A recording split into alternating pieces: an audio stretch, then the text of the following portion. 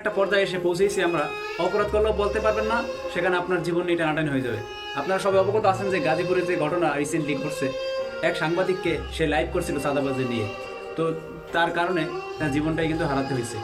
তাও প্রশাসন, একজন পুলিশ দেখলাম ভিডিওটির পাশে, একজন পুলিশ আছে, পুলিশের সামনেই কিন্তু এরকম হাজার হাজার মানুষ ভিড় দিয়ে শুধু তামাশা দেখে। আচ্ছা, এই সরকার পারবে না এদেরকে দমন করতে, এটা আমরা অনেক আগে থেকেই বুঝে গেছি।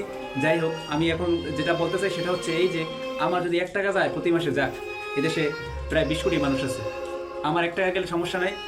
অ্যাভারেজ 10 কোটি টাকাও যদি হয়, এদেরকে চিহ্নিত করে লিস্ট করে তারপরে এদেরকে একটা ভাতার ব্যবস্থা করে দিন, মান্থলি একটা ভাতা দিয়ে দিবেন, যাতে এরকম কোনো মায়ের কোল খালি না হয়, কোনো স্ত্রী তার স্বামী হারা না হোক, কোনো সন্তান তার পিতা হারা না হোক।